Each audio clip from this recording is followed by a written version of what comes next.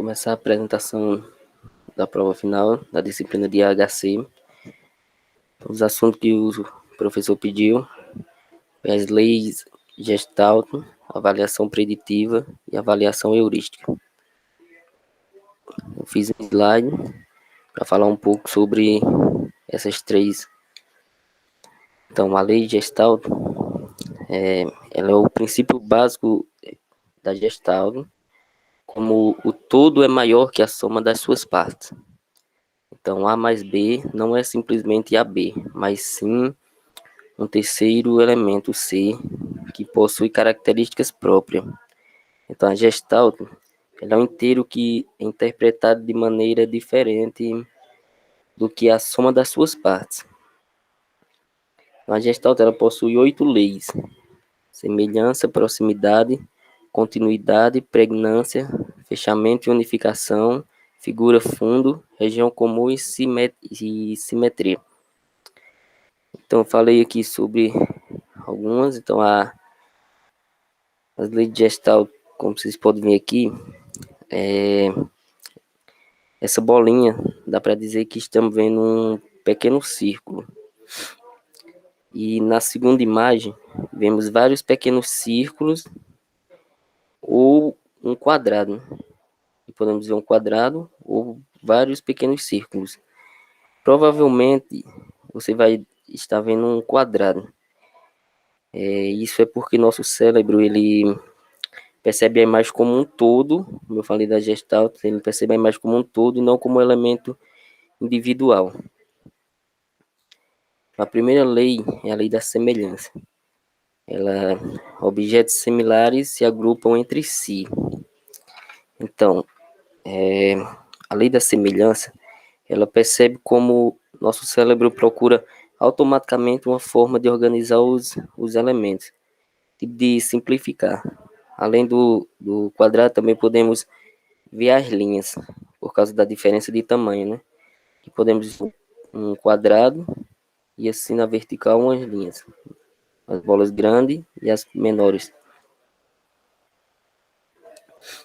Aí vem a lei da proximidade. Então, veja aqui que na primeira imagem, se eu coloquei de forma aleatória, as bolinhas, gera um caos no nosso cérebro. Ele fica procurando um padrão de organização. Já na segunda imagem, ele fica um grupo bem definido.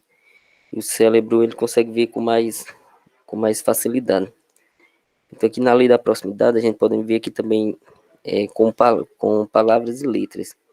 Então se eu deixar afastado aqui, o nosso cérebro ele vê apenas letras. Já se juntar, podemos ver uma palavra, né?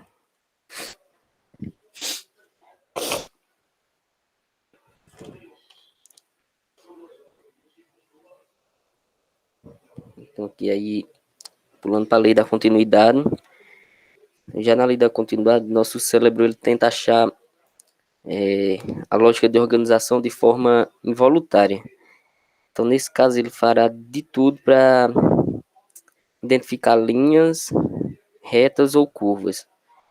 Então, o cérebro ele cria uma linha contínua aqui, fazendo com que possamos ver uma seta. Ele cria uma linha reta e duas assim. Ele faz com que a gente veja como se fosse uma seta. Aí vem a lei da pregnância. Ela é também chamada de lei da simplicidade, né? Nosso cérebro vai simplificar qualquer objeto visto. Ou seja, quanto mais simples, mais fácil de assimilar. Nessa imagem você vê primeiro 3 quadrados, né? Para depois perceber que esse quadrado do meio ele é formado por pequenos quadrados. A lei do fechamento e da unificação. Então, ela tem a tendência de completar elementos que faltam em uma imagem para garantir a sua compreensão.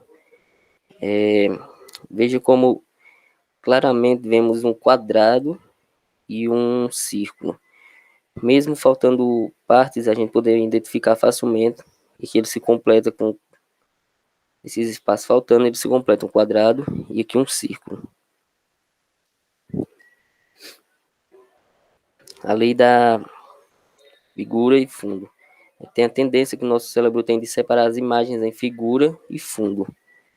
É uma ilusão de ótica.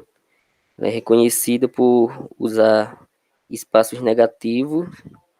Então, nessa imagem, nós podemos perceber com clareza os dois rostos ou um cálice. Então, ele usa espaços vazios para fazer isso. Então, aqui na parte branca, o cálice, podemos ver na parte vazia. E aqui os dois rostos. Vem a avaliação preditiva.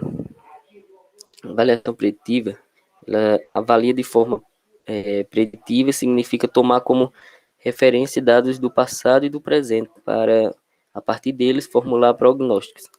Esse tipo de análise serve para trazer resposta tanto para questões já conhecidas, quanto para aquelas que você nem desconfiava que existiam. Então, como fazer uma avaliação preditiva? Podemos fazer através de 6 passos.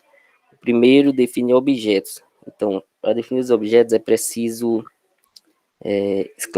estabelecer metas. Então, ou seja, um ou mais objetivos para fundamentar, por exemplo, a redução de custos de uma empresa, alcançar novos públicos. O segundo ponto é coletar dados. Para coletar os dados, essas informações devem ser qualificadas. Então, tem que ser coletadas de fontes que sejam confiáveis, para você poder avaliar. Então, o terceiro ponto é a estruturar as informações. Então, para estruturar as informações, a análise de dados costuma ser trabalhosa, né? Mas na maioria dos casos, elas são necessárias eliminar questões que sejam redundantes. E o quarto ponto, tem que analisar os dados, ou seja, você vai analisar os dados que você fez a coleta. Então, se através dessas informações coletadas, você será capaz de extrair as respostas necessárias, né, da avaliação.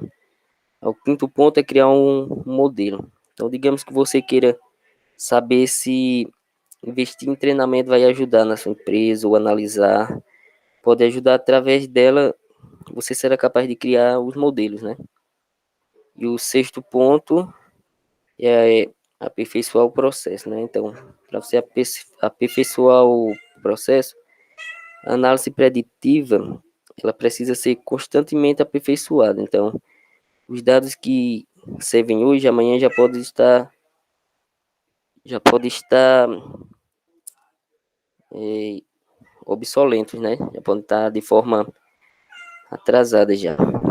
Então, aí a avaliação heurística, ela permite identificar problemas de usabilidade em sistemas. Então, ela tem vantagens e desvantagens, né? Na heurística, as vantagens é que você pode fazer essa avaliação de forma barata, rápida e pode ser feita em qualquer fase do projeto. E desvantagem, ela requer conhecimento que não pode ser feito por usuários, né? Planejar, a gente pensa. Então, aí vem aqui as fases de avaliação. Eles têm 3 fases que a gente pode fazer com planejamento, execução e revisão. Então, no planejamento, as funcionalidades a serem testadas são definidas. Então, no planejamento, a gente pensa nas partes que precisam ser avaliadas em nosso sistema. Então, a gente vai pensar em qual parte você quer que seja avaliada. Então, na execução, em cada tela, os especialistas confrontam o que vê no sistema com heurísticas de usabilidade. A execução, ela é a avaliação em si, né? Realmente, ela é feita por especialistas de usabilidade. Então, não pode ser qualquer pessoa que possa fazer isso.